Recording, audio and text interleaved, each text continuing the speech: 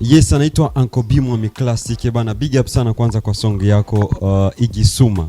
Yeah, asante sana. Yes, abantu bayakiriye gute imaze gusoka Uncle B harahaye gato imista sori indirimbo wayishize ku mugaragaro. Yes, ubu abantu bayakiriye gute ama message ukoronka gute ama message buvanye n'abashabiki bawe? Yeah, nari maze igihe kinini ata track nshira ku rubuga rwanje kugeza aho nkana amasezerano na Msemakweli TV muri make yari yacigiye kinini, niyo mpamvu binanyohera kuko iri kikora neza, iri ku muvuduko udasanzwe. Yeah. Post ziriko ziraza zivuga yuko igikogwa kimeze fresh. Ugereranyije video yawe uheretse gushaka umugaragaro Igisuma, ukaraba n'ama video yawe mari umaze gukora inyuma. Gute Igisuma iri mu ma video yawe ukunda canke Igisuma ntiraja out top mu ma video yawe usanzwe umaze gukora? Igisuma no igeranya na video nigeze gukora itwa nigihari. Novuga muri make ko mfise video zibiri nziza. Igisuma ariko nayo yakiza ibikora kubera video zose nari maze gukora nazikore zakora aba director ba iwacu nyene mu Rumonge, ariko nabonye itandukaniro rya director y'Ubujumba no mu Rumonge, ariko natwege n'abaha barabizi, sinovuga ngo ntavyo bazi barabizi, ariko hariho akantu ka kwiyongeye nkagaki ku bantu basanzwe bagukurikirana nshaka kuvuga ati ni iki cyo waceri nyongeye ku video uherutse gushaka umugaragaro ku ba director b'Amanyarumonge? Ikiyongeye ko nuko ikintu cyane ntari bwakore video ya drone. Ikindi bitaye ko quality ya video ni video ifise quality cyane. Nico kintu shima.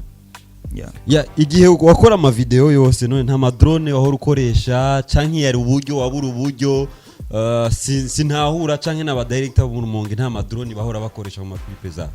Novuga drone igihe ntangiye gukora ama video mu Rumonge nta drone yari hari. So muri make niyo mpamvu ati nta drone nari bwakoreshe, niyo mpamvu nabonye itandukaniro kuri jewe.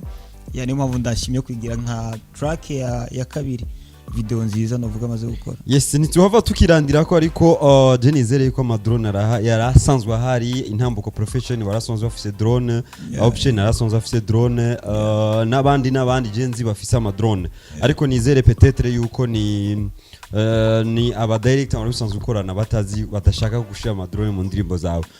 Uncle B, video yawe iri kuri channel ya Msemakweli TV.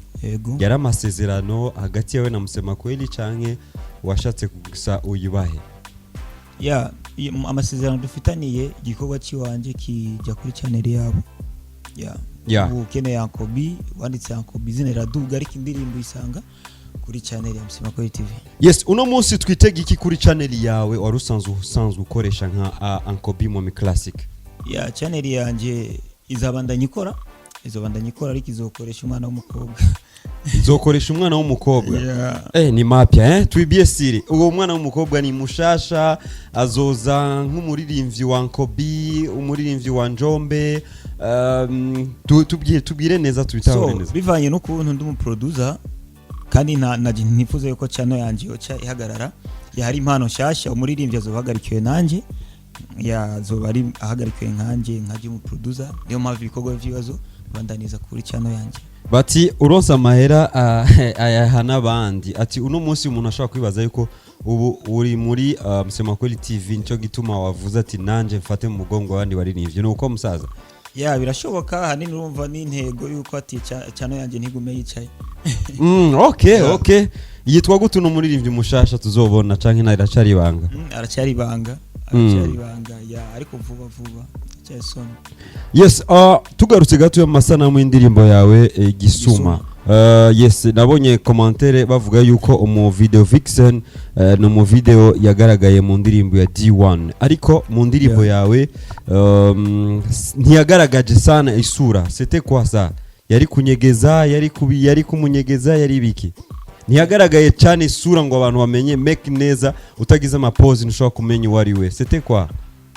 So novuga yuko ni nka location za direct, ariko gusa yarabonetse hariho images zibiri yaboneka neza cyane, ahubwo ya drone cyane ni yatabonetse kuko babona ka indirimbo ya Uswazi Igisuma, kandi Igisuma urazi si yarabonetse none yarakwibiye amahera c'était quoi yarakwibiye amahera canke yibiye amahera bajama ilikuwa nini yaje the story ya song ya story ya song numva yuko ari umudemo nyene w'ikibandi yiba nyene abaniga ibintu nk'ivyo ya igisuma twaye tugifashe niyo mpamvu wabona ya ukurumviriza umenga ugana basaza bacu abagore babo bamaze imisi biruka ndo ivo kweli babaririmbyi babasaza bacu ni ivo kweli navuze ati ivyo wajya winyegeje uyu munsi bigiye habona urafashwe piga mwizi agopi kupigwa yes ugiye kuraba abarorizi igeze mu bihumbi 2 barenga muri kuvejo wishize ku mugaragaro mu masaha makeya wibaza yuko mu ndirimbo zawe wigeze gusohora niyo ndirimbo yawe yoba iri kirakora neza canke iri kirababa indirimbo yawe wigeze gukora neza so ni mu kundirimbo mfite nahora nkwiza 1k so case ibintu nkaza kuzironka inyuma y'indwi zibiri cyangwa ukwezi hari nizidakwiza 1k cyane yanjye ariko novuga yuko ari intambwe ndoba nashoboye gutera kuko abantu banyakiriye neza nubwo ari channel atari ya channel ya Ankobi ariko bivaye n'ukuntu nakoze gusharinga abantu bavyakiriye neza niyo mpamvu novuga ati bariko banaduga cyane. Yes, saluti sana. Mu kiganiro Hit Music indirimbo yawe Gisuma yabaye indirimbo ya kwanza yaronse amanota 42. Ikaba izovuzwa indwi yose kuri Radio Shima FM nk'indirimbo yahariwe indwi. Uvyakiriye gute ivyo musaza?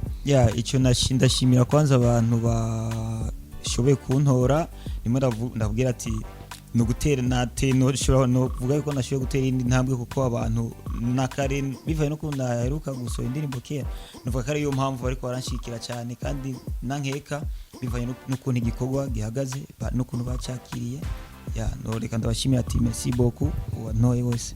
Yes, ku bantu bataraja kugira subscribe kuri abantu bataraja kuraba video yawe niki ubabwiye nka Ankobi mu classic? So icyo novuga indirimbo Gisuma by Ankobi iri kuri channel ya Msema Kweli TV bagende wa supporting ndumungu wabo ndumwana wabo babikore nkuko bamwe babinkorera kuva kera.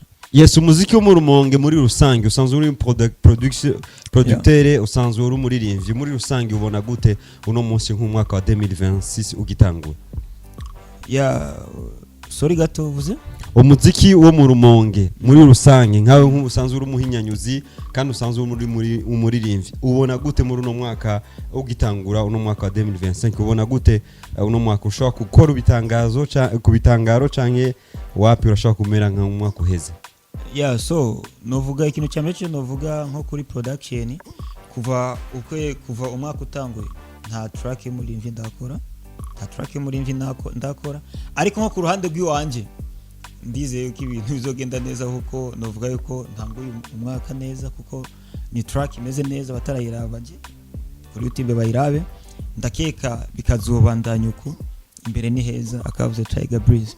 Yes, ulishine sana muri clip mu ncamake wambaye ibintu bya Valeria Maherangaye muri clip uri Gisuma.